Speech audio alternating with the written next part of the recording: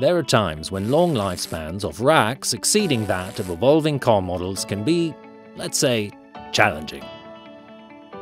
Because the rebuilding of existing racks is. Automotive players rarely allow subcontracting of hot work within their sites. Rebuilding of old racks occurs at third parties. High cost factor there. Heat processes can damage up powder-painted racks.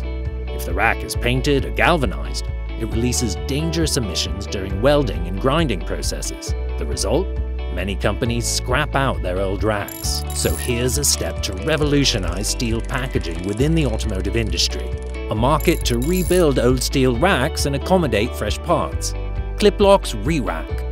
Easy, sustainable rebuilding innovation for all racks anywhere by anyone. No resurface treatment, no sparks, no dangerous emissions, no hassle to rebuild. One can easily hot dip, galvanize, and get rid of high-cost welding jobs. Rebuilt easily by anyone who can read a manual and use a ratchet and spanner. The possibility to replace and separate all obsolete and worn-out parts with new fresh parts as they are galvanized or painted.